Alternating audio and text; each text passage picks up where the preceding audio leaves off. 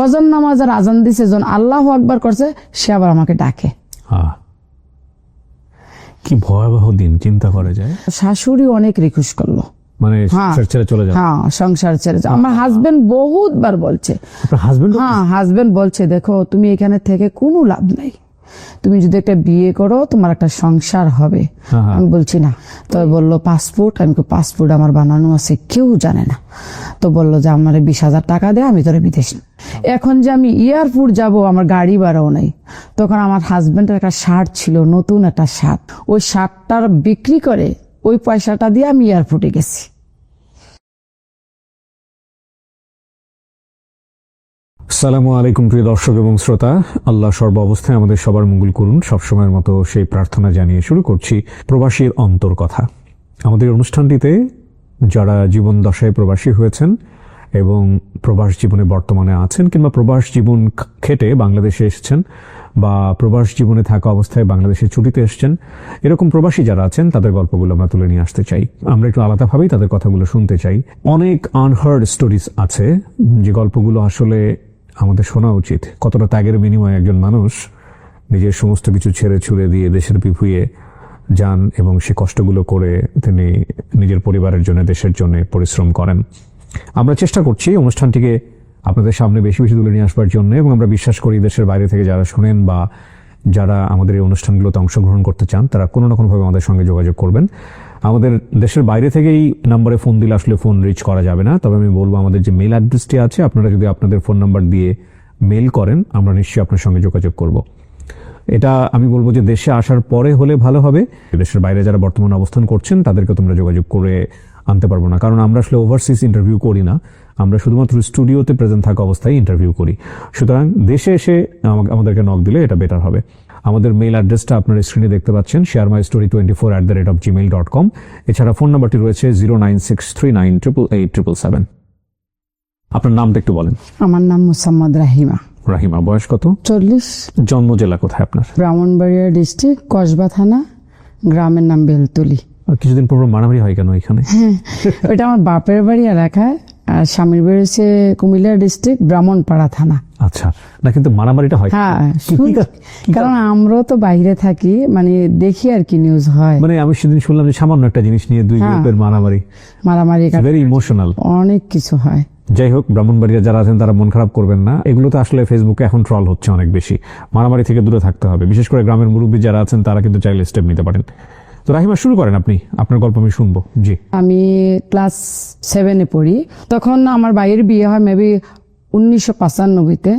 তখন বিয়ে হয় শ্বশুর বাড়িতে, ওই যে যায় না বিয়ার দিন বরের সাথে, তো ওই দিনকা প্রচুর বৃষ্টি হচ্ছিল। তখন আমি এবং কি আমার ছোট বোন আমরা যাইতে পারি নাই। তখন বিয়ের পরে যে ওই বর যায় না, ওই যাওয়ার সময় আমি গেছিলাম। যাওয়ার পরে আমার ওরা দেখলো, আমার ভাবির ভাই দেখার পরে তারা মনে হয় আমার বাপ মার কাছে প্রস্তাব দিছিল যে আমরা ওকে বিয়ে করতে। হ্যাঁ, তখন আমি ভাবির বিয়ের সময় ক্লাস 5-এ পড়ি। আচ্ছা। পরে ওই কথাবার্তায় 1-2 বছর চলে গেল, তখন আমি ক্লাস 7-এ পড়ি। ওরা এই বছর তো বিয়ে হবে। আর তাছাড়া আমার স্বামী একদম আছে না, গ্রামের ছেলে, একদম সুজা ছাজা। আর আমার দেবর, বাসুর, নন কিছুই নেই, শুধু আমার শ্বশুর, শাশুড়ি আর আমি। 13 বছর 7 মাসে আমার বিয়ে হলো। বিয়ে হওয়ার পরে আমি শ্বশুর বাড়িতে গেছিলাম বিয়ের সময়। যাওয়ার পরে একদিন ছিলাম, পরে চলে আসছি। পরে আর যাই নাই, কারণ আমি ছোট, আমি তখন স্কুলেও লেখাপড়া করি, যাইনি। পরে আমার শ্বশুর অসুস্থ হয়ে গেল 6 মাসের ভিতরে। পরে ধরা পড়লো ক্যান্সার। এখান থেকে লোক গেল, বলল যে উনি মারা যাবে, এরকম ডক্টর বলছে, আর বেশি দিন নাই। তো আমাকে নিয়ে আসলো, এইভাবে নিয়ে আসলো। যাওয়ার পরে আমার ভাই আসলো আমার সাথে, আমার মাও আসলো, আমিও আসলাম। আসার পরে শুক্রবারে আসছি, শনিবার রবিবারে 12টার দিকে মারা গেছে দিনের। মারা যাওয়ার পরে তো আমি এখানে থেকে যাই, আর বাপের বাড়ি যাওয়া হলো না, স্কুলও আর যাওয়া হলো না। 15 বছরে। আপনার 15 বছর বয়স? হ্যাঁ, 15 বছর বয়স। 1998-তে আমার বড় মেয়েটা পেটে আসে। আসার পরে মনে হয় 5-6 মাসের মধ্যে আমি তখন প্রেগনেন্ট, আমার হাজবেন্ড অসুস্থ হয়ে যায়। পেশায় কি কি করতেন?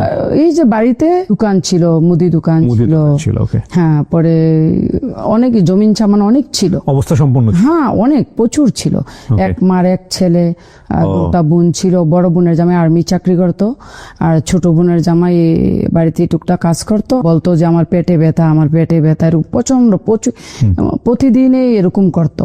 করার পরে ডাক্তারের কাছে নিয়ে যেত, ডাক্তারে আর কোনো রোগ চিনতো না। পরে আমার বড় মেয়েটা 1999 ডিসেম্বর মাসের 28 তারিখে জন্ম হইল। 41 দিনের দিনও আমার আব্বা আসলো, আমাকে নিয়ে গেল। 42 দিনের দিনও খবর গেল আমাদের বাড়িতে যে উনি অসুস্থ, প্রচন্ড অসুস্থ। তো আমি আসলাম, আমার মা আসলো, আমার ভাই আসলো, বাপ আসলো, এসে দেখো ও বাড়িতে নাই। বাড়ির কাছে একটা সরকারি হসপিটাল ছিল, ওইখানে 25 দিন 26 দিনের মতো ছিল। ও আর সুস্থ হয় নাই, এবং কি ডাক্তার বলতেও পারে নাই যে ওর কি রোগ। তখন তো আমি হসপিটালে থাকি মেয়েটা নিয়ে 42 দিন, আমার শাশুড়িও থাকে। ডক্টর বলতেছে এখান থেকে ওকে নিয়ে যান, অনেক অসুবিধা, আর অপারেশন করতে হবে। তখন ব্রাহ্মণপাড়া থেকে কুমিল্লা আজকে ট্রান্সফার করতেছে। পরে ডাক্তাররা আমাকে ওই দিনে রিলিজ দিয়ে দিল। তো আমি একটা গাড়ি করে নিয়ে আসলাম কুমিল্লা। মেয়ের বয়স কত তখন? 2 মাস। একদম কোলের বাচ্চা। হ্যাঁ, একদম ছোট। আনার সাথে সাথে ওরে বললো যে আজকের ভিতরে অপারেশন করতে হবে, নাইলে ওই বাঁচবে না। আর পেটটা ফুলে অনেক উপরে চলে গেল দেখলাম, আর কথাও বলতে পারছে না। তখন পরের দিন অপারেশন করবে, অপারেশন থিয়েটারে নিয়ে গেল। তখন বললো যে ব্লাড লাগবে। দেখলাম যে না, ওরও বি পজিটিভ, আমারও বি পজিটিভ। বলছে 2 মাসের বাচ্চাটাকে আপনারা ব্লাড নিতেছেন, এটা তো ভালো না। তখন আমাকে ডাক্তার উঠাই দিল যে ব্লাড দেওয়া যাবে না, আপনি যান। ব্লাড নিচে নিয়ে ওর অপারেশন হলো। 3 দিন পর ওর গান আসছে। 4 দিন 5 দিন পরে ডাক্তার আসলো। আসার পরে ডাক্তার দেখলো এটা ফুলে ও অনেক উপরে উঠে গেছে, সিঁড়িটা অনেক উপরে উঠে গেছে। পরে ওই ডাক্তারের কেসিটা দিয়া শুধু সুতাটার মধ্যে এমন করছে, পুরাটা সুতা উঠে গেছে, আর পেটটা এরকম হয়ে গেছে। এবং কি পেটের ভিতরে সবকিছু দেখা যাচ্ছে, হাত উজুরি যত কিছু আছে। ওই যে সিলিটা উঠে গেল, এইভাবে ডাকলো ডাক্তারে। প্রথম পেটের মধ্যে ওই যে রুই আছে না, ফুম, ওইগুলা দেয়। পরে 2-3টা গামছা দিয়া বাঁধে, 2-3টা, পরে আবার 2-3টা টাওয়াল দেয়, পরে আবার বেল দেয়। ওই 1 ঘন্টার মধ্যে ওইগুলো আবার পানি দিয়ে ভিজে যায়। এরকম করতে করতে করতে অনেক দিন চলে গেল। পরে দেখতাম ডাক্তার 9টার দিকে ড্রেসিং করাইতে আসে, 9টার দিকে একবার, দুপুরে একটা, 2টার দিকে একবার, আবার রাতও একবার। তারপরও মাল কাড়ে না, বেড মেট সবকিছু পানি পানি হয়ে যায়। আবার 7 দিনের বেলা ডাক্তার আসলো, তখন আমার আব্বুও খারাপ ছিল। তো আমি আবার বাচ্চা কান্দাকাটি করে দেখে বালকিনিতে ছিলাম। 2 মাসের বাচ্চা নেই? হ্যাঁ, আমি একদিনও বাড়িতে যাই নাই। বুঝে ওঠার আগেই সংসার, মানে প্রেম ভালোবাসা তো ডেফিনেটলি সেই বয়সে সে বুঝে না, তার আগেই তার সংসার শুরু হয়ে গেছে, তার আগেই বাচ্চা কাচ্চা, এবং তারপরে দায়িত্ব। দেখেন, আজকের এই গল্পটা ডেফিনেটলি এটা ওনার ব্যক্তি জীবনের গল্প। এই জিনিসটাকে ইন্সপায়ার করে একবারে জাতীয়ভাবে চিন্তা করার কোনো সুযোগ নাই যে ডেফিনেটলি এত অল্প বয়সে বিয়ে হলেই সুখী হইতো। ব্যাপারটা এরকম না, অল্প বয়সে বিয়ে হওয়া অনেক দুর্ঘটনাও আছে।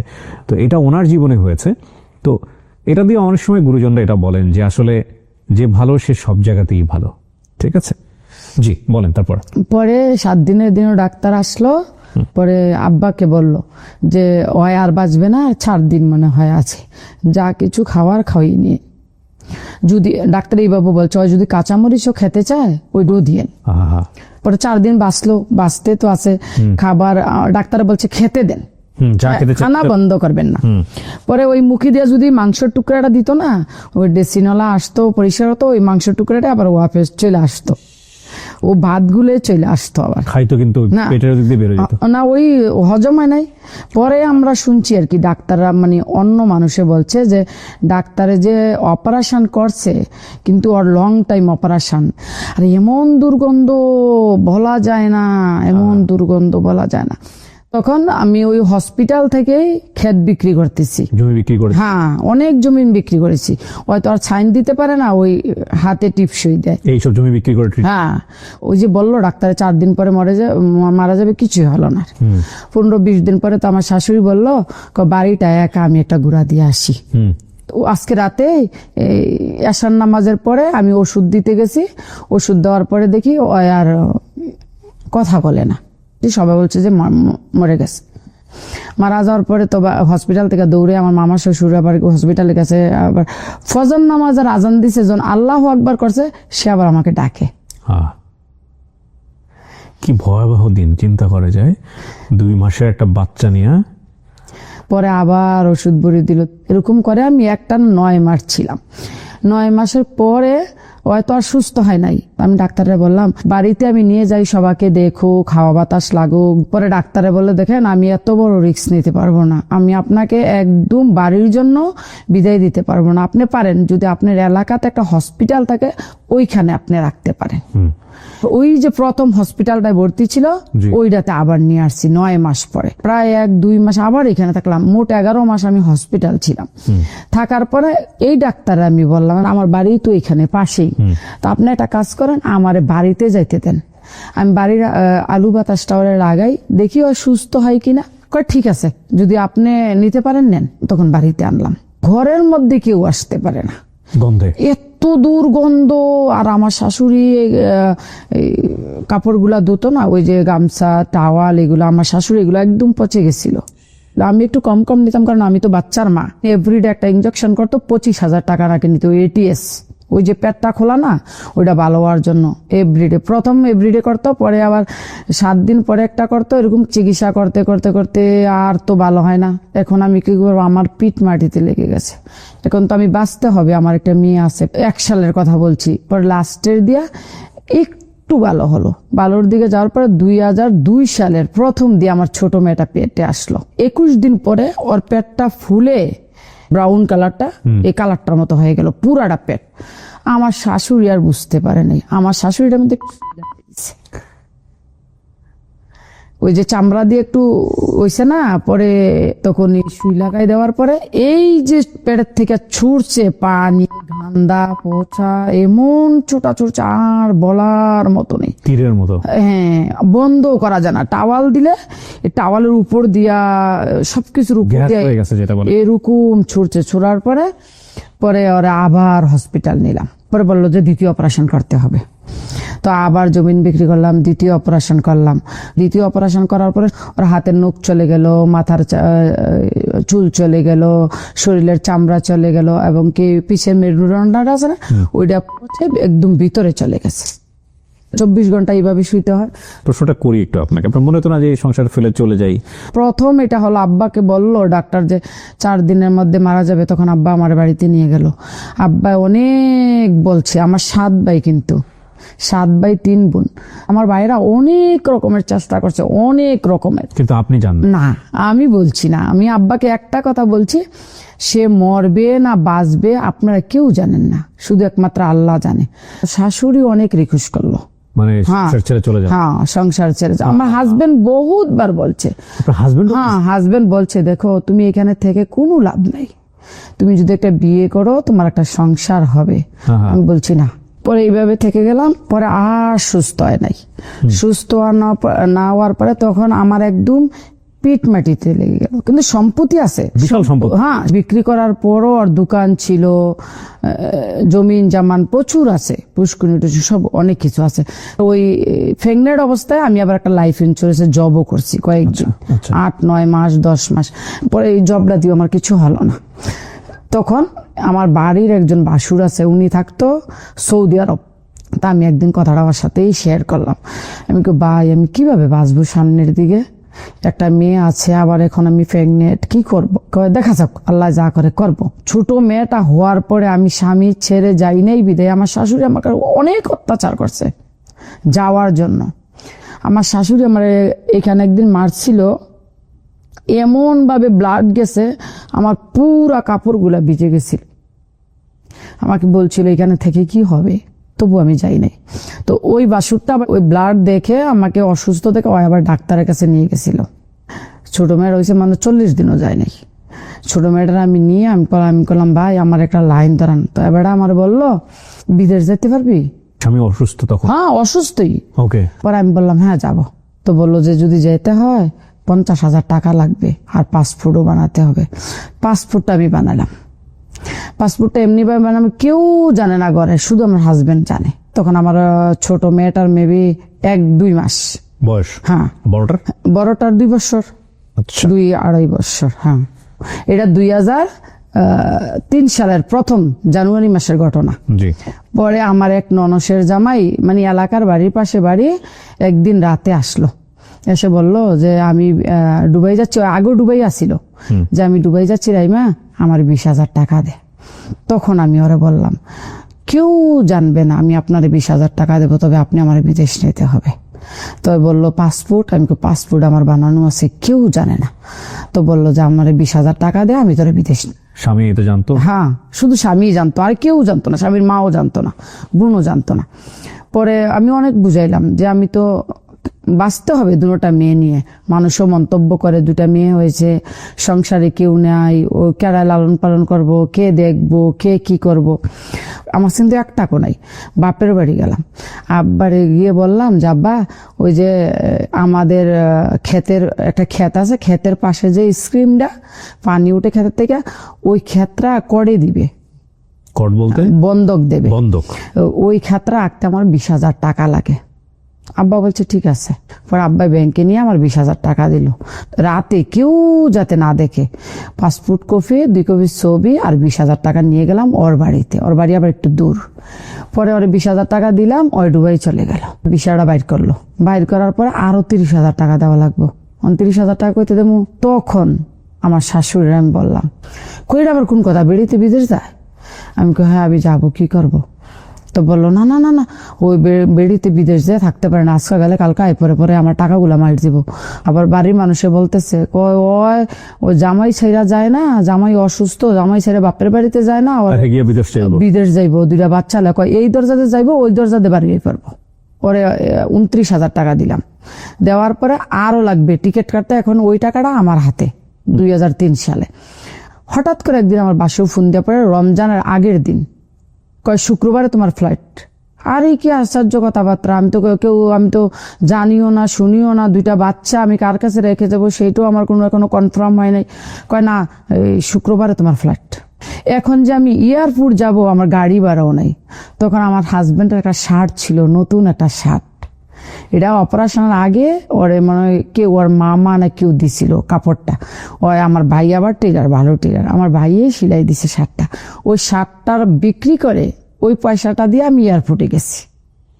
প্রিয় দর্শক, আপনারা হয়তো অনেকেই জানেন দ্য প্রিমিয়াম হোমস লিমিটেডের কন্ডোমিনিয়াম প্রজেক্ট সম্পর্কে। এটা ঢাকার আশুলিয়া মডেল টাউনের বি ব্লকে অবস্থিত আন্তর্জাতিক মানের সাশ্রয়ী কন্ডোমিনিয়াম প্রজেক্ট। এই কন্ডোমিনিয়াম প্রজেক্টের নিজের স্টুডিও অ্যাপার্টমেন্ট কেনা এখন খুবই অ্যাফোর্ডেবল। এখানে শুধু একটা অ্যাপার্টমেন্ট না, পুরো লাইফস্টাইল বদলে দেওয়ার মতো সুযোগ সুবিধা আছে, যেমন swimming pool, football turf, basketball ground, kids play zone সহ আরো অনেক সুবিধা। একটা নিরাপদ বাউন্ডারির মধ্যেই স্কুল, সুপার শপ, হাটের জায়গা, জিম সেন্টার সহ আরো অনেক কিছু। এবং খুব সহজে অল্প অল্প করে 4 বছর ধরে কিস্তির মাধ্যমে পেমেন্ট করার সুযোগ রয়েছে, যেখানে 600 স্কয়ার ফিট থেকে শুরু করে 1 বেডরুম এবং 2 বেডরুমের স্টুডিও ফ্ল্যাট অ্যাভেলেবল রয়েছে। যদি আপনারও একটা ছোট নিরাপদ নিজের ফ্ল্যাটের স্বপ্ন থাকে, তাহলে বিস্তারিত জানতে আপনি কল করুন স্ক্রিনে দেওয়া নাম্বারে।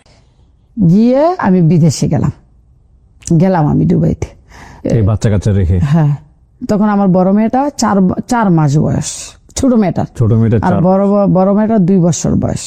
বড় মেয়েটা ঘুমিয়ে গেছিল, আমার শাশুড়ি হাতে দিয়ে, আর ছোট মেয়ের নিয়ে বৃষ্টি, প্রচন্ড বৃষ্টি। তো আমি ছোট মেয়েটা নিয়ে শুয়ে পড়লাম। ও আবার দুধ খেতেছে, ও আর দুধ ছাড়ে না আমার থেকে। পরে আমি ওরে এমনি ভাবে রেখে উপরে খেতা দিয়ে কাপড় দিয়ে চলে গেলাম 2003-এ। কেমন লাগতেছিল ওই সময়টাতে? যেটা কল্পনা করা যায় না। বলতেছে তো, বলে যাচ্ছে, জাস্ট ফিল করার চেষ্টা করেন, তাহলে বুঝবেন। এমন একটা জায়গা চাইলে চলে আসতেও পারবে না, মানে মনে হলো যে কালকে গেলাম, আজকে চলে আসলাম, সম্ভব না। যাওয়ার পরেও ওইখানেও সুখ নাই। আপনার কাজ কি দিল, কোথায় গেলেন? এজেন্সি থেকে ভিসা নিছিল, ট্রাভেলস থেকে। তো আমাকে নিয়ে ওই একটা এজেন্সির মধ্যে রাখলো। রাখার পরে এক আরবি মহিলা এসে আমাকে নিয়ে গেল। আমি তো আর আরবি বুঝি না ওই সময়, তো আমার ইংলিশে যাই, আমি একটু বুঝি। সকাল উঠলাম, আমাকে বললো ঝাড়ু দিতে, পোছা করতে। বাড়িটা অনেক বড় বাড়ি ছিল, জঙ্গল ছিল, ওই অনেকগুলা বকরি ছিল, মুরগি ছিল। প্লেট দিত, বলতো কি মুরগির ডিম নিয়ে আস। ও মুরগির ডিম আনতে গেলে মুরগি আমার দৌড়াই দিত, আমি আসা পারতাম। আবার বলতো কি হাতে খেজুর দিত একটা বড় বলে, ওই ডিনা বকরি দিয়া ছাগল দিয়া, ওই দিতে গেলে ওই ছাগল আমার দৌড়াই দিত। মেশিনে কাপড় দে, ওই ধোয়া হয়ে গেলে বাইরে দিবি, আমি কাপড় নিয়ে বাইরে বসে থাকি। ওয়াশিং মেশিন হ্যাঁ। ব্যবহার করতে জানতেন? হ্যাঁ, ও এরকম জানতাম না। বলতো ক্লিন করার জন্য, ক্লিন কাকে বলে এইটাও জানতাম না।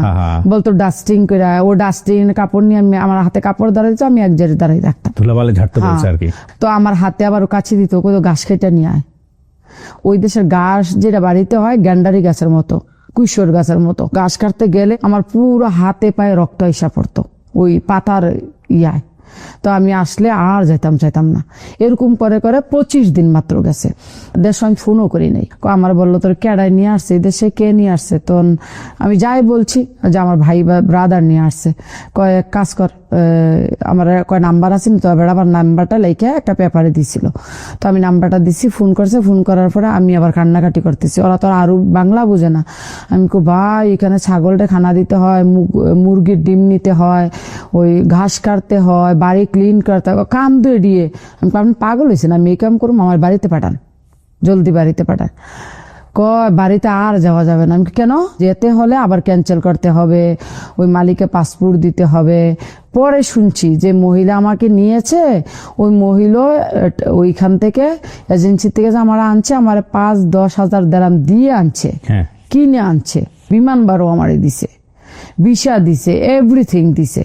পরে আমি বললাম না, আমি আর থাকবো না, আমি কান্নাকাটি করি, আমি ওর ঘরে আর কামও করবো না। পরে আমার মেডিকেলও করাইছে ওরা ভিসা লাগানোর জন্য।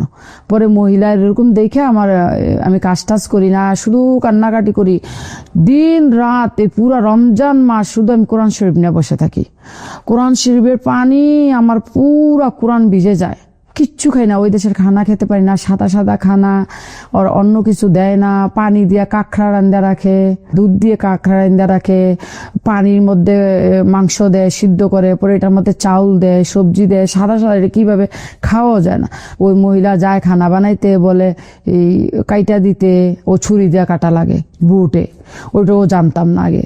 পরে ওয়াশ করে দিতে বলে, সবকিছু ধুয়ে দিতে বলে, ওইটাও আমি করি না, আমি আমার ঘরে বসে থাকি। আমি মহিলার ডাইরেক্ট বলছি আমাকে দেশে পাঠাই দে। পরে আমার বাসুরে ওই ইচ্ছা করে মহিলায় ফোন করছে, মহিলা ফোন করে কয় কাজ কর, তুই আয় আমার লগে সাক্ষাৎ কর, দেখা কর। তখন আমার বাসুরে গেছে একটা গাড়ি নিয়ে, বললো কাজ কর, তুই ওরে নিয়ে অন্য খানো ভিসা লাগাই দে, আমি রাখবো না, আমি ট্রান্সফার করে দেবো। পরে আমি 25 তারিখ সকালে ঘুম থেকে উঠি, দেখি আরেকটা মেয়ে ইথিওপিয়া, হ্যাঁ মেয়ে দেখলাম ভালো ঝাড়ু পোছা করতেছে। পরে আমার বাসুরে আসলো দুপুরবেলা, এসে আমাকে নিয়ে গেল।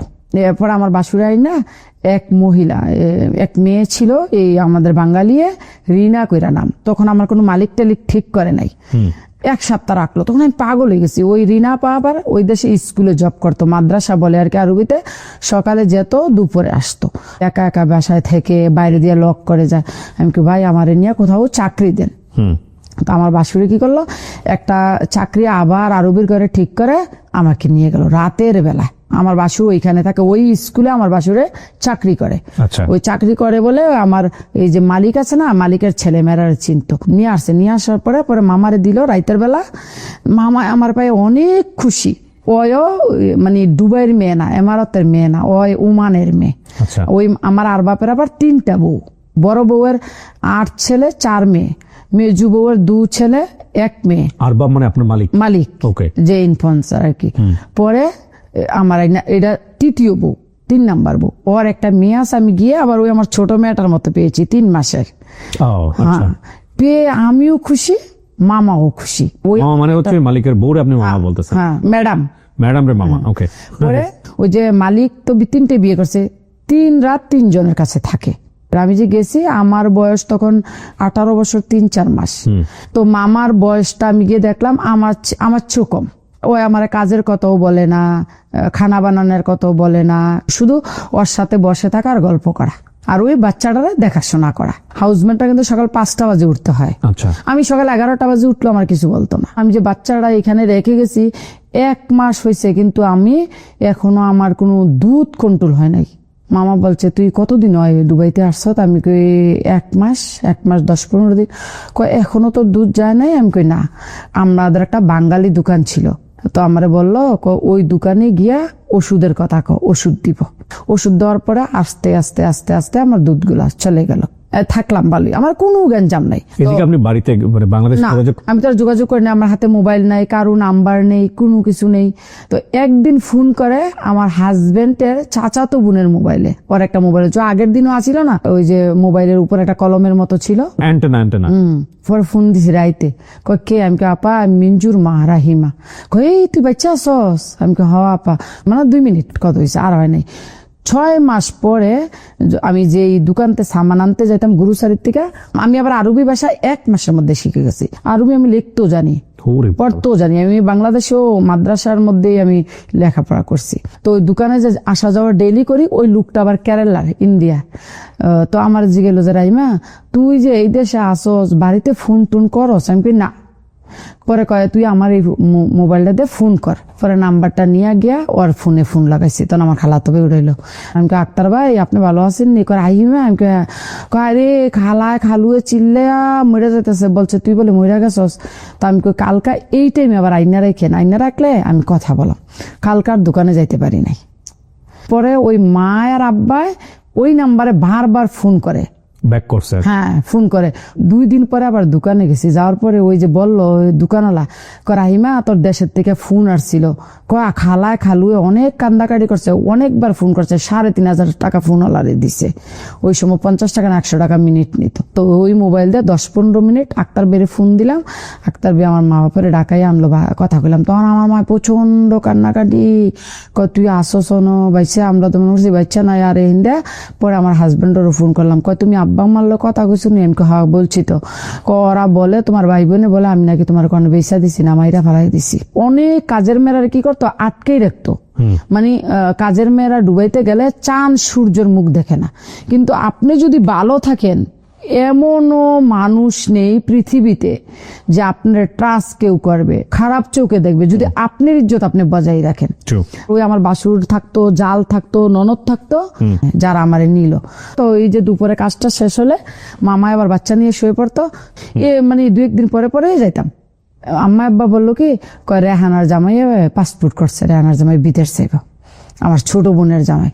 তো আমি আমার এই বাসুরিকে কইলাম, ভাই আমার বোন জামাই আসবো, আপনি একটা ভিসা দেন। কইলো ঠিক আছে, 500 দিরাম দাও প্রথম। আমি ওই সময় চলে গেলাম ওমান গেলাম মামার সাথে। পরে ওই বোন জামাইয়ের ভিসা হলো, সে গেল দুবাইতে, আমি আর দেখলাম না। 2 বছর পরে আমার ভিসা শেষ, কন্ট্যাক্ট। পরে আমি আর বাপে কইলো, কয় তুই মেডিকেল করে তোর ভিসা লাগাব। আমি আর বাপের লোকে প্রচন্ড বড় একটা ঝগড়া লাগাই দিছি। আমি কইছি আমি আর ভিসা লাগাবো না। আমি তখন আরবি জানি একদম ফুল, আমি আর ভিসা লাগাবো না। কেন? আমি দেশে চলে যাবো, আমার বাচ্চা ছোট ছোট। করাই একটা কাজ কর, তুই ভিসা লাগাই দেশের থেকে ঘুরে আয়। আমি কই না, ওর বাচ্চাটা আবার চলতে পারে 2 বছর। এই করার পরে তো আমি বললাম ঠিক আছে ভিসা লাগাইয়া 3 মাস পর আমার ছুটি দিল। বাড়িতে যখন আসছি তখন মালিকের বোর করে 2য় বাচ্চা হয়েছে, 40 দিনও যায় নাই, 18 দিনের ছুটি দিছে আমারে। আচ্ছা। পরে আমি দেশের থেকে আইসা পড়লাম, আইসা আবার থাকতে লাগলাম। বাংলাদেশ থেকে গিয়ে 9 মাস থাকছি। তখন বাচ্চাটা বড়। আপনি এসে কি দেখলাম? জামাইয়ের কেমন অসুস্থ? ওই রকমই দেখলাম। জামাইয়ের দেখাশোনা করে কি ওই সময়টা? ওই শাশুড়ি দেখে। আমার শাশুড়ি ওই সময় আমার মতোই ছিল, 40, 45, 50 এরকম ছিল। তো ওই সময়টাতে কি টাকা পয়সা কিছু ইনকাম করতে? হ্যাঁ, অনেক টাকা ইনকাম। আমি তো ওই যে গেলাম 25 দিন ছিলাম, ওই মহিলা আমাকে 1 মাসের স্যালারি দিয়েছে। তো ওগুলো আপনি কি দেশে পাঠাই দিলেন? না, ওইগুলো আমার বাসুরের কাছে দিলাম, আমি বাসুরে দেশে পাঠাই দিল। আচ্ছা। আর ওই যে 2 বছর ছিলাম, আমার আর বাপে মালিক একসাথে মানে প্রতি মাসে টাকা দিত না, আমার 2 মাস 3 মাস পরে পরে পুরাটা বেতন একসাথে দিত। আচ্ছা, তো আপনি এটা ওই ভাসুরকে দিতেন, ভাসুর দেশে পাঠায়? হ্যাঁ, ওই সময় আমার বাসুরে দিতাম, ব্যাংক ট্যাঙ্ক আমি চিনতাম না, তাছাড়া আমি বাইরেও যেতাম না। পরে টাকাটা ওরাই পাঠাইতো, আমার টাকা কেউ মারতো না। পরে বাড়িতে দিত। পরে 9 মাস পরে ম্যাডাম চলে যাবে ওমান। তো আমাকে আবার বলছে ওমান যাওয়ার জন্য। আমি ম্যাডামরে বুঝিয়ে বললাম, আমি ওই দিন আমি 18 দিনে চলে আসলাম, মেয়েটার ভালো করে দেখলামও না। তো এখন তুই ওমান চলে যা, আমি দেশে চলে যাই। ওমান যদি যায়, বাংলাদেশে হাউসমেট আছে, ও আবার ভালো কেয়ার করে। পরে আর বাপে টিকিট কেটে দিল। আমি একদিন আগে চলে গেলাম, ম্যাডাম একদিন পরে চলে গেল। 3 মাস পরে আমি টিকিট নিয়ে গেলাম। তখন আমি আর মালিকরে জানাই নাই যে আমি অমুক তারিখে আসতেছি। গেলাম, গিয়া দেখি ঘরে মেয়ে তো কাজকর্ম করতেছে। তো মামাই আমার বলতেছে, কয় আমার ঘরে তো অনেকটা মেয়ে আছে, ওর ভিসা টিসু আমরা লাগাইছি। আমি কই থাকুক, ওও কাজ করুক, আমিও করি, 2টা বাচ্চা তো আছে। তো আর বাপে আসলো সন্ধ্যায়, আর বাপের ফোন করছে মালিকরে যে রাহিমা আসছে, এখন কি 2 জন লোক আমরা রাহাম? তো আর মালিক বলল না। তখন আর বাপের বড় যে ওয়াইফ, ওর ঘরে আমি চলে গেলাম। ওর ঘরে আমার এলাকার একজন লোক ছিল, খানা বানাইতো, আরবিতে বলে তাব্বা, কুক আর কি, কুক করে। পরে আর বাপের বললাম যে আমি যদি বাইরে কাজ করি তুই কি আমার ক্যান্সেল করে দিবি? কয় না, ক্যান্সেল করুম না। আমি পাসপোর্টও তোর লগে রাখ, আকামও তোর লগে রাখ, আমার নাম্বারটা লিখে রাখ, যদি কোনো পুলিশ সিআইডি তোর রাস্তাঘাটে ধরে তুই ডাইরেক্ট আমার ফোন লাগাই দিবি। আচ্ছা আচ্ছা, মানে ওরই অধীনে থাকবেন কিন্তু বাইরে কাজ হ্যাঁ, করবেন। বাইরে কাজ কর। পরে আমার সালাম বে কইলো কি, কাজ করো, এই স্কুলে গিয়ে দেখো লুক লাগবে কিনা। পরে আমি স্কুলে গেলাম, ওই মালিকের ভাগ্নি আবার ওই স্কুলের টিচার। পরে আমি গিয়ে বললাম, পরে অনেকে বলল কয় ওই আগে তুই কই ছিলি? তো আর বাপের নাম কইছি। তোরা তো আরো ডরে গেছে, আমার আর বাপ কিন্তু অনেক বড় লোক। পরে কাছে ঠিক আছে, তোরা আমি রাতের বেলা জানাই। প্রিয় দর্শক, আপনারা হয়তো অনেকেই জানেন দ্য প্রিমিয়াম হোমস লিমিটেডের কন্ডোমিনিয়াম প্রজেক্ট সম্পর্কে। এটা ঢাকার আশুলিয়া মডেল টাউনের বি ব্লকে অবস্থিত আন্তর্জাতিক মানের সাশ্রয়ী কন্ডোমিনিয়াম প্রজেক্ট। এই কন্ডোমিনিয়াম প্রজেক্টের নিজের স্টুডিও অ্যাপার্টমেন্ট কেনা এখন খুবই অ্যাফোর্ডেবল। এখানে শুধু একটা অ্যাপার্টমেন্ট না, পুরো লাইফস্টাইল বদলে দেওয়ার মতো সুযোগ সুবিধা আছে, যেমন swimming pool, football turf, basketball ground, kids play zone সহ আরো অনেক সুবিধা। একটা নিরাপদ বাউন্ডারির মধ্যেই স্কুল, সুপার শপ, হাঁটার জায়গা, জিম সেন্টার সহ আরো অনেক কিছু। এবং খুব সহজে অল্প অল্প করে 4 বছর ধরে কিস্তির মাধ্যমে পেমেন্ট করার সুযোগ রয়েছে, যেখানে 600 স্কয়ার ফিট থেকে শুরু করে 1 বেডরুম এবং 2 বেডরুমের স্টুডিও ফ্ল্যাট অ্যাভেলেবল রয়েছে। যদি আপনারও একটা ছোট নিরাপদ নিজের ফ্ল্যাটের স্বপ্ন থাকে, তাহলে বিস্তারিত জানতে আপনি কল করুন স্ক্রিনে দেওয়া নাম্বারে। রাতের বেলা যারা তখন আমার কিন্তু মোবাইল নেই। পরে ওই আর বাপের ঘরের কাজের এক মেয়ে আরেকটা ছিল, ওইরও থুপিয়া। পরে ওর হাতের নাম্বারটা দিয়ে আসছি, আমি যদি কোনো কাজ হয় ওর নাম্বার আমার কল করবি। রাতেই কল করছে। আর বাপের বোনের মেয়ে বিয়ে দিছে ওই ঘরের জন্য, ওই মেয়ে আবার প্রেগনেন্ট, বাচ্চা হবে।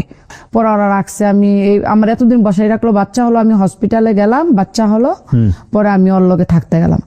ওর ঘরে থাকতে গিয়ে ওই যে আমি ম্যাডামের সাথে একা থাকছি, ঘরে ড্রাইভার ছিল না, কুকের কোনো লোক ছিল না, আমি একা, ম্যাডাম একা। আমি তো আর বাইরের জগৎটারে দেখি নাই। এই ঘরে আবার 2টা মেয়ে আছে, আপনার হায়দ্রাবাদ আন্ধ্রার। একটা আছে খানা বানা নজরুল করে নাম, চিটাঙ্গের। আর একটা আছে মনির, মনে নোয়াখালীর ড্রাইভার। তো দেখতেছি ওরা কেমন একটা রিলেশন, আমার ওইটা দেখে আর ভালো লাগলো না। বাচ্চাটা হলো 10-15 দিনের মধ্যে এগুলা দেখলাম। আবার দেখলাম যে ছোট মোটো একটা ঝগড়া হয়ে গেল ওরার মধ্যে। গ্যাঞ্জামটা দেখে আমি আর এখানে থাকবো না। আমি ওই পরের যে আর বাপের বোন, ওরে বললাম যে আমি এখানে কেন, আমি কই না থাকবো না, আমার পাসপোর্ট দিয়ে আমি চলে যাবো। আবার রিটার্ন গেলাম আর বাপের ঘরে। আর বাপের জিজ্ঞাসা করলাম, আমি কি থাকবো তোর ঘরে রাখলে রাখ, নাইলে আমি আমার বাংলাদেশ পাঠাই দে। কয় না, আর অসুবিধা নাই, তুই চাকরি কর। আমি কই করবো? কয় বাইরে কর। আমার বলছে তুই বললাম ভিসা টিসা ক্যান্সেল করিস না। হ্যাঁ ভালো নয়, আবার যাওয়ান লাগে। তখন থেকে আমি আর ওর কাজ করি না। আমি পার্ট টাইমে 2-3টা কাজ করি, আমার ভালো টাকা ইনকাম হয়। কয়ে কাজ লাগাইছি, এই ঘরের কাজ। এরকম চলতে চলতে অনেক দিন চললো, ভালো ইনকাম আমার হইতেছে। হঠাৎ করে একদিন আমার খালাতো ভাই থাকে ইটালি, ছোট খালার 5 ছেলে ইটালি থাকে। তো বড় ছেলে যে বিয়া করছে, ওর শাশুড়ি আবার দুবাই থাকে, মেইন শহরে, এই যে এখন 165 তলা বিল্ডিং এটার পাশে। তো ওর ছেলে গেছে বাংলাদেশ থেকে। তো বললো যে রাইমা আমরা কাছে আসো। তো আমি বললাম যে কে লেগা মাউই? কইল কি জহিরে মেডিকেলে আনফিট হয়েছে, দেশও যাইব গা, সামান টামান যদি দাও আইয়া দিয়া যাও, আইও। তো একদিন আইলাম, আইয়া দেখলাম আইরে বাংলাদেশি মায়া পান অভাব নেই। ওরা রুম নিয়ে থাকে, একটা রুমে 4-5 জন মেয়ে থাকে, বেড প্লিজ নিয়ে। তো আমি বললাম যে মা ওই এডি যে থাকে পুলিশে ধরে টরে না? কয় না, ওরা পার্ট টাইমে কাজ করে থাকে। তা আমি কইলাম কি আমি আসলে আমার একটা চাকরি দিতে পারবেন? ওইখানে তো 2-3 জায়গাতে কাজ করা লাগে। কয় হ্যাঁ তুমি আসো। পরে আমি গেলাম, গিয়া মালিকের তে কইয়া বুঝাইয়া আমি চলে আসলাম। আইয়া পরে আমারে কি করলো, ওই মাউয়ে ওই দেশে আবার নিউজ পেপারে অ্যাড দেয় মেডের জন্য। হ্যাঁ, তো দেওয়ার পরে তো আমি ব্রেকফাস্ট লেগে না কি লেগে নিচে গেছিলাম, পরে একটা নিউজ পেপার আনলাম, আইনা দেখলাম একটা অ্যাড দিয়ে রাখছে। ওই ম্যাডামের নাম্বারে আমি ফোন করলাম, পাকিস্তানি ম্যাডাম। তো আমার বললো তুমি আসো ইন্টারভিউ দাও। তো গেলাম, ইন্টারভিউ নিল ভালোই। পরে বললো আমার ঘরে কোনো কাজ নাই, শুধু একটাই কাজ, ওর শ্বশুরের, ওই আমার হাজবেন্ডের মতো, ওর শ্বশুরের এই হাতটা একটু নাই, এমনি থাকে, সবসময় এমনি থাকে, এই হাতটা নাই। আর এই হাতটার মধ্যে শুধু বড় বড় প্রথম দেখাইছে না, দেখাইছে এই আমার ঘর এখানে থাকবি। ওর শ্বশুর আর দেখায় নাই যে আমার ঘরে একটা মেয়ে আসে ঝাড়ু পোষা করে আর বর্তন টর্তন ধুয়ে যাবে। ঠিক আছে, তো আমি কেন থাকবো? বলছে তুই থাকবি ঘরে, দেখাশোনা করবি, আমি সামটাইম বাইরে যাই। ওই আমার ওই যে মালিক পাকিস্তানি বিরাট বড় লোক, ওই দুবাইতে আপনি চিনবেন রয়্যাল মেরিডিয়ান, লি মেরিডিয়ান, গভর্নর হাউস, 3টা 5 স্টার হোটেলের ম্যানেজমেন্ট ডাইরেক্টর। ওকে। তো সবাই বললো যে তোমার দান এবার লাগছে। তো আমি গেলাম, পরে আমার দেখায় নাই, রাইতে ওই মাঝখানে রুমটা খুলে দিল। ওর শ্বশুর দেখলাম। আমি আবার ওই সময় হিন্দি জানি না, ইংলিশ জানি ফুল, আরবি জানি।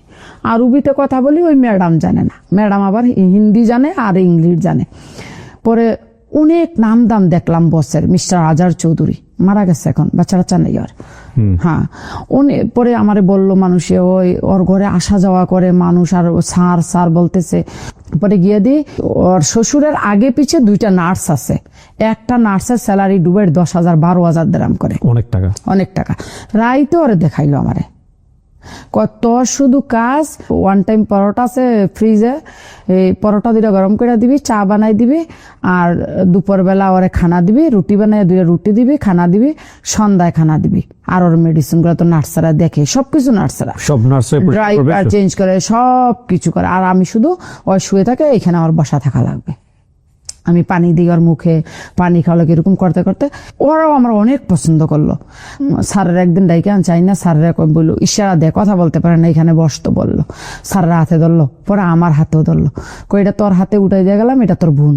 ওই শ্বশুরে বলল? হ্যাঁ, শ্বশুরে বললো, যা সেবা করছে না। হ্যাঁ, বইলা ওই কান্দা করে দিল। পরে আমার রাখতে রাখলো। পরে আমিও থাকলাম 1 বছর। পরে কি করে, ও বাবারে পার্কে নিয়ে যায় বসের বাপেরও, তো আমিও সাথে যাই, গিয়ে আমিও এরকম সোফায় বসে থাকি। তো একদম বসে বললো একদিন যদি সিআইডি পুলিশ চেক করে, আইডি চেক করে, দেখবো তোর ভিসা নাই আমার, তখন আমার 50,000 দিরহাম ফাইন হইব, তোর 5 বছরের জেল হইব। তুই এটা কাজ কর, ওইখান থেকে ভিসাটা ক্যান্সেল করে নিয়ে আমি ভিসাটা লাগাম। পরে বিষয়টা আমি এক রাইতে ওইখানে গেলাম, ক্যান্সেল করতাম। আমি আর বাপের সাথে 1 বছর কোনো যোগাযোগ করি নাই। ওকে। তো আর বাপ মনে করছে, মালিক মনে করছে আমি আর আসবো না। পরে আমারে বললো কি সকালে দিমু। তো সকালে বললো গাড়ির মধ্যে বোয়ার পর যাইতে আছে গাড়ি দিয়ে যাও গেদি, এক ইমিগ্রেশন লেগে গেছে। পরে কয় ও তোর পাসপোর্ট আনে। পরে আমি গেলাম, আমার তো সব আটকে ফেললো এরকম একটা রুমে, এখানে তোর পাসপোর্ট। পরে পুলিশে বললো তুই আর বাপের করতে বাগিয়ে গেছিস আরবিতে? আমি না আমি তো বাগি নাই। তো কয় আর বাপে তোর ব্ল্যাক লিস্ট করে দিছে। আমি না আমি বাগি নাই। পরে ওই চলে গেছে, আমার নামাই দিয়ে চলে গেছে, কিন্তু ওর নাম্বার আছে আমার কাছে। পরে এক পুলিশ আমার হেল্প করলো, তুই আমার সাথে আয়, ওইখানে বড় আরবিতে কয় মুদির, ও একটা টেবিলে একটা রুমে আসা বসা। তারপরে আমি গিয়ে বলছি এটা সত্য, আমি বাবা আমি ভাগি নাই, ওই আমার বিষা ছিল, ওই ঘরে রাখবে না, লোক দরকার নাই, প্রয়োজন নাই, সে আমাকে বলছে বাইরে কাজ করার জন্য। আমি বাইরে কাজ করছি, এখন আমি ওর বিষা আর থাকবো না, আমি ক্যান্সেল করবো। আমি ক্যান্সেল করার জন্য আসছি, ও আমার নিয়ে আসছে। করে ফোন কর। পরে ফোন করছে পুলিশে, ফোন করে তুই কই? আমি তো চলে আসছি। অফিস আই রিটার্ন আয়। পরে আইসে আনে কয় তুই ওরা তামিল দিলি কিনা? কয় বাগিয়ে গেছে গা। আমি কখনো বাগি নাই, তুই যা ওর গ্রামের মানুষের তুই জিজ্ঞাসা কর, আমি বাগি নাই। তারপরে আমার জিজ্ঞাসা তুই ওর কাছে স্যালারি পাস? আমি হ্যাঁ, আমি 2 মাসের স্যালারিও পাই। 2 মাসের স্যালারি রাখে আনে। তো আরবি বলছে আমার কাছে তো পয়সা নেই। তোর পাসপোর্ট কই? আমার কাছে। পুলিশে আমার কাছে টাকা আছে, পাসপোর্ট দে। যখন তুই টাকা নিয়ে আসবি তখন তোর পাসপোর্ট নিয়ে যাবি, তোর পাসপোর্ট এখানে থাকবে। সেও একটা পুলিশ, সে রিটার্নে আসছে। সেই দেশের কানুন কিন্তু অনেক শক্ত, যদি বুঝা মানুষে থাকে। পরে আমার বললো পুলিশে, তুই একটা কাম কর, তুই ওইখানে গিয়া ওর নামে একটা অভিযোগ কর। আমি অলরেডি অভিযোগ লিখছি, শুধু আমি জমা করবো, গিয়া খাবলা দে ফাটার মতন ধরছে, দইরা আমার হাতও ধরছে, দইরা বাইরে আনছে। আইনা কয় তুই কি তা চাস? আমি কিচ্ছু চাই না, আমি তোর নামে কেস করাম। তুই আমার বললি বাড়িগা কাজ করতাম, বাড়িগা কাজ করলাম, তুই আমার তামিল করে দিলি, ব্ল্যাক লিস্ট করে দিলি, আমি কিচ্ছু দিলাম। তোর কয় না তুই আমার কেস করিস না, তুই আমার মেয়ের মতো, তুই যা বলবি আমি তাই দেবো। পরে আমি বললাম যে তো আমার ক্যান্সেল কর। 1 মাসের স্যালারিও দিছে, আবার পাসপোর্টও দিছে, ক্যান্সেল পেপারটাও দিছে। আমার বললো যে রাইমা এইটার মধ্যে তোর 28 দিনের টাইম আছে, তুই ভিসা ছাড়া 28 দিন থাকতে পারবি। আপনি অনেক লাকি, আপনাকে অনেক সহযোগিতা। হ্যাঁ, অনেক মানুষের। পরে আইনা বসের কাছে বৃহস্পতিবার রাতে দিয়েছে, তো বসে বললো শুক্রবার শনিবার আইমা 2 দিন, রবিবার ভিসা দিয়েছে, সোমবারে মেডিকেলও করাইলেছে। বসে তখন আমার বেসিক স্যালারি দিয়েছে 1500 দিরহাম। পরে আমি চাকরি করতে রইলাম এইখানে মাঝখান দিয়ে বসের বাবা একদম অসুস্থ হয়ে গেল। বসের ভাই আসছে, আসার পরে ওর আবার নজর গোচর তেমন বেশি একটা ভালো না। তো আমি কি করলাম, আমি একদিন বিকালবেলা লাখিছে করে কাপড়টি না মাউর কাছে চলে আসছি। তখন আমি স্যাররে বললাম, আমি স্যার যদি তুই নারাজ না হস, যদি তুই খুশি থাকস, তো আমি আন্টির কাছে থাইকা কাজ করি, তোর বিষয়টা দিয়া তোকে কর। মাউর বাড়ির পাশেই এই রাস্তাটার মধ্যে আমার 4-5 টাইম লয়ে দিল। আমি সকাল হ্যাঁ, তখন আমার মাসের স্যালারি তো 7,000 দিরাম। 7,000 দিরহাম বাংলাদেশে কয় টাকা? ওই সময় 7,000 দিরাম বাংলাদেশের 1.5 লাখ। ওরে বাবা, অনেক টাকা। হ্যাঁ, 7,000, কোনো মাসে 8,000 এরকম করে। তার ঈদ আসলে তো কোনো কথাই নাই। পরে এরকম কাজ করতে করতে করতে করতে করতে প্রায় আমি 2012 সালে এরকম আমার আম্মা অসুস্থ হয়ে গেল। আপনার স্বামীর অবস্থা কি তখন? এ তো এরকমই, বিছানায় পড়ে? এরকমই। আচ্ছা। তখন ম্যাডামরা আমি ফোন দিয়ে বললাম, ম্যাডাম আমি দেশে চলে যাচ্ছি। কেন? আমি আমার মায়ের অসুস্থ। পরে আমার আবার ছোট ভাই আছে, আমি নিয়ে গেছি আমার ছোট ভাই আজগরে। আবার আমার ভাই আবার আমার মায়ে যখন মারা যাবে 9 দিন আগে শুধু ভিসা লাগিয়ে নতুন ভিসা করে ইন আউট করে ওই দেশে গেছে।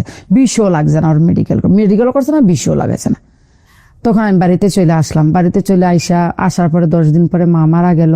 পরে এখানে থাকলাম। তখন আমার দুটোটা মেয়ে, বড় মেয়েটার বয়স 10-12, ছোট মেয়েটার বয়স এরকম 10। পরে কি করলাম, ঢাকা মহিলা মাদ্রাসার মধ্যে এখানে আমার ভাবি আবার টিচার, এখানে দিয়ে দিলাম। তুই মেয়েকে? হ্যাঁ, দুনো মেয়েকে। তো দুনো মেয়েকে দিয়ে দিলাম। আমি আবার চলে গেলাম কাজ করতে করতে। 2015 সালে আমি বাড়ির থেকে গেছি জানুয়ারির 11 তারিখ। আব্বাই মারা গেছে 21 তারিখ। বাবাকেও দেখতে পারে না, হঠাৎ আব্বা ভালো সুস্থ। পরে তো এইভাবে চাকরি করে 15 সালে আমি একটা জায়গা নেই বাংলাদেশে জায়গা। হ্যাঁ, বাংলাদেশে একটা জায়গা আমি এক মার্কেটে না, আমাদের এলাকাতেই বাজারের মধ্যে আমি 2 শতক জায়গা নেই। প্রায় ওই সময় 20 লাখ টাকা দিয়ে আমি নেই। 18 লাখ টাকা দিয়ে আমি চলে গেলাম। আমি কিন্তু জায়গার রেস্টুরেন্ট করি নাই। ভালো লোক, কাছের লোক। এরপরে 17 সালে ফেব্রুয়ারি মাসে আসলাম, আইসা জায়গাটা রেস্টুরি করলাম, চলে গেলাম। আবার 2018 সালের মার্চের 1 তারিখে বড় মেয়েটা বিয়ে দিলাম। আপনার মেয়ের? হ্যাঁ। কত বছর বয়সে বিয়ে দিলেন? 15-16 ছিল। এত অল্প বয়সে কেন বিয়ে দিতে হবে? দেখেন, মাদ্রাসাতে লেখাপড়া করে, আমার তো কেউ নাই, স্বামী তো থাইকেও নাই, শ্বশুর নাই, দেবর। স্বামী কি তখনও বিছানার এরকম পড়ে? হ্যাঁ। আল্লাহ। পরে আমি আবার চলে গেলাম দুবাই গিয়ে আবার 2019 সালে আসলাম। এসে 2019 সালের লাস্টে আবার ছোট মেয়েটার বিয়ে দিয়ে দিলাম। ছোট মেয়েটার বয়স 15-16 এরকম বিয়ে দিয়ে দিলাম। চলে গেলাম আবার। যাওয়ার পরে 2020 সালে আসলাম, এসে আরেকটা জায়গা নিলাম 35 লাখ টাকা দিয়ে। পরে আবার চলে গেলাম। আল্লাহ দিলে আমার ইনকাম আছে মাসে 2 লাখ 2.5 লাখ, ব্যাপার না। মানে ওটা করতেছেন, এদিকে স্বামীর চিকিৎসা করতেছেন, সংসার চালাচ্ছেন, মেয়ে বিয়ে দিচ্ছি, জায়গা করছি। বাড়িতে একটা ঘর টিন সেট দিয়ে একটা বিল্ডিং ও করছি, 2 বেডরুম হল দিয়ে। পরে আবার 2024 সালে আসলাম, আইসা আরেকটা জায়গা নিলাম 42 লাখ টাকা দিয়ে। 40-42 লাখ টাকা দিয়ে নিলাম। প্রথম যে জায়গাটা নিলাম, এই জায়গাটার প্রাইস এখন অনেক বেশি, শুধু বাড়তি আছে। 20 লাখ টাকা দিয়ে কিনছি, এখন আমি বিক্রি করলে 50 লাখ টাকা বিক্রি করতে পারি। এখনো কি মানে পার্ট টাইম জব গুলো করেন? না, এখন আর পার্ট টাইম করি। এখন টুকটাক ভিসার কিছু কাজ করি। করোনার পরে অনেক লোক নিছি, আমি করোনার আগেও নিছি। ওই পাকিস্তানি যে ফ্যামিলিতে ছিলেন ওখানে তো এখন আর নাই? না, ওইটা তো নাই। ওই যে বাবা মারা গেছে কখন, ওই মারা যাওয়ার পরে ওখান থেকে বের হয়। ওইখান থেকে ওই যে বললাম না স্যার রে, যে এই আব্বা তো এখন আর সুস্থ না, কথা বলে না, খানা খায় না, তো আমি তোর বিষয় দিয়ে বাইরে কাজ করি। ওইখান থেকে যে বেরিয়ে গেলাম 2012 সালে, আমি আর ওর কাছে আসি নাই। বসও মারা গেছে। এখনো আপনি দুবাইয়ে কাজ করেন? হ্যাঁ। কোথায় কাজ করেন এখন? এখন দুবাই জুমেরা অফিসের হেল্পিং হ্যান্ড কাজ করেন? হ্যাঁ। এবং পার্ট টাইম একটা জব করি আমি স্কুলে, 4 ঘন্টা জব করি। ওইখান থেকে আমার প্রতি মাসে 2300 দিরহাম আসে। কত বছর যাবত দেশের বাইরে? 24 বছর।